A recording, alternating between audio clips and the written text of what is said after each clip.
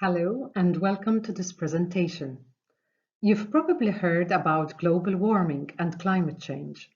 You might have experienced some climate extremes that are increasingly happening worldwide. You may have also heard that the United Nations body of scientific experts known as the IPCC has issued their latest report on climate change this August 2021. This report contains a wealth of information about future global warming and climate scenarios. The nature and breadth of the subject makes this report a rather technical one and laden with scientific data. So in this presentation, I would like to share with you what I think are the key points and salient takeaway messages of this report, particularly the key IPCC recommendations that I believe world leaders should act upon when they meet this November in Glasgow for the upcoming 26th Global Climate Summit known as COP26. This report is written in the classic IPCC style, that is, in an understated, non-dramatic, and firmly factual manner. Yet, the report is full of superlatives and forecasts which are, unfortunately, mostly grim. The IPCC starts off the report by stating that carbon emissions generated by human activities are the unequivocal primary cause of global warming and climate change. Carbon emissions are released when we burn fossil fuel, for example, to manufacture goods, to generate electricity, and to fuel our cars. Another important part of the report is where the IPCC considers 5 possible emissions pathways that the world may take in future. For each pathway, the IPCC forecasts what the likely consequences would be, particularly what level of global warming each pathway would likely bring with it. The IPCC stops short of pinpointing on which pathway the world is currently on. I looked at the annual global emissions of these last 60 years or so and found that annual global emissions have doubled in the last 42 years. If we continue to double emissions at this rate, we will be just below the very high emissions pathway, and this would put us on course to a global warming of about 4 degrees, possibly going up to about 5 degrees Celsius. Where should we be? The IPCC reiterates that we should not go beyond 1.5 degrees Celsius of global warming. The IPCC scientists warn that global warming beyond the safety limit would cause increasingly amplified climate extremes and disasters. To remain within the safety limit, the IPCC says that the world needs to shift to the very low emissions pathway. About this needed shift, the IPCC report makes 3 points that are particularly worth focusing on. The IPCC gives one piece of very good news, that the world is still in time to curb global warming to the safety limit of 1.5 degrees Celsius. However, this window of opportunity is closing rapidly, so it urges us to start acting drastically and swiftly now and consistently for the next 10 years. In the report, the IPCC also sets out the 4 key actions that the world needs to undertake so as to shift to the very low emissions pathway and curb global warming to the safety limit of 1.5 degrees. What actions does the IPCC prescribe? Firstly, the IPCC says that we need to reduce global carbon dioxide emissions to net zero by 2050. However, equally importantly, by 2030, we need to have reduced global emissions to about 45% less than they were in 2010. That is, to about 18 billion tons in 2030. What sort of reductions must we undertake? In 2020, actual emissions were about 34 billion tons, and so we need to decrease by about 1.5 billion tons annually. After 2030, we need to continue decreasing by about 1 billion tons annually to reach net zero by 2050. How are we faring? The International Energy Agency has found that in 2021, global emissions are on course to be about 1.5 billion tons more than in 2020. So, in this regard, emissions are rising when they should be falling. Another gauge comes from the United Nations when it reviewed the emission reduction pledges made by world countries. It found that the pledged reductions of all countries together would, in 2030, yield global emissions that would be about 16% more than 2010 levels, in dire contrast with the prescribed 45% reduction from 2010 levels. In this way, the promised global emission reductions would still yield about 38 billion tons of emissions in 2030. So, with regard to the first prescribed action, we are lagging far behind. The second action prescribed by the IPCC is that the world does not emit more than a further 300 billion tons of carbon dioxide before we reach net zero. Why?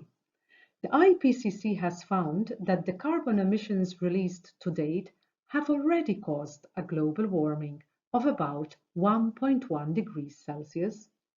So only about 0.4 of a degree is left till we reach the safety limit of 1.5. The IPCC has estimated that a further 300 billion tons will cause the additional increase of 0.4 degrees, which would take us to the safety limit. At current emissions rate, this remaining carbon budget would be emitted in less than 9 years. And if we don't reduce annual emissions, we will reach the 1.5 degree safety limit in 2030. If we continue releasing carbon emissions after this date, we would be raising global warming beyond the safety limit. Alternatively, in 2030, our emissions would need to become net zero. The third prescribed action is that from now till the end of the century, we remove large amounts of the carbon emissions that we've released into the atmosphere since around 1750. The reason is that once emitted, carbon dioxide does not go anywhere, but stays in the atmosphere for hundreds of years, and all that time it continues to further heat our world. How much do we need to remove? The IPCC gives a rather wide range. Some scientists estimate that we need to remove about 30 billion tons every year for the next 80 years. That is, not only must we bring emissions to net zero, but annually we need to remove almost the whole amount we are currently emitting every year. Does the technology to remove such large amounts of carbon emissions exist? Currently, there are about 20 to 30 facilities worldwide scrambling to develop and upscale carbon removal technologies. To date, this technology can only remove small amounts and is rather expensive. More serious concerns are that to date, carbon removal technology requires energy which is mostly coming from fossil fuels. So the carbon removal technology releases carbon emissions in the process of removing carbon emissions. Also, carbon removed from the atmosphere is stored either underground or under the seabed. Some fear that some unforeseen event might cause these stored emissions to escape and bring this problem back to haunt us once again. The fourth prescribed action is to fuel our energy needs through renewable sources. The IPCC urges the world to source about 85% of our energy needs from renewable sources. Currently, about 12% of all energy needs are sourced from renewables. It must be said that the world has made significant progress in increasing renewable energy. However, the danger is that we focus only on increasing renewable energy, which is not to be regarded as the only action needed. Although we are increasing renewable energy generation, however, we are not managing to decrease consumption of fossil fuels and generation of carbon emissions. What do these key points from the IPCC report imply for COP26? The IPCC report is a scientific one. It focuses on what the world needs to do and by when. Now, at COP26, world leaders need to particularly determine which countries are going to cut emissions and by how much. And how are these emission cuts and removals going to be achieved? How should the required emissions reduction be apportioned among countries? There is rather general agreement that emission reductions should be apportioned among countries in a way that is just and fair to all countries and upholds the polluter-based principle and the producer responsibility concept. There is less universal agreement about whether historic past emissions should be taken into consideration when apportioning emission cuts to individual countries. In my opinion, countries should be held accountable for both present and past emissions, since past emissions are also causing global warming. At COP26, global leaders also need to decide on the best strategy to reduce global emissions. Given that we have so many emission sources but have limited time to act and limited resources to do so, many are increasingly recommending that the world first targets the emission sources that would bring the biggest emission cuts.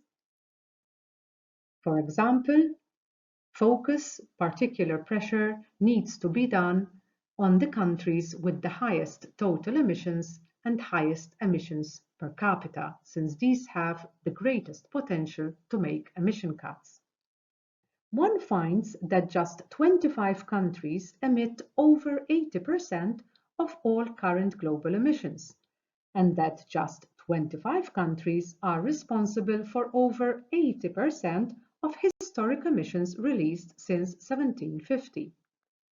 A comparison of the current and historic top 25 emitters reveals that most of the top 25 current emitters are also in the list of the top 25 historic emitters. What tends to vary between these lists is the country's ranking. The biggest potential for cuts is where you have countries that have high national emissions coupled with high emissions per capita.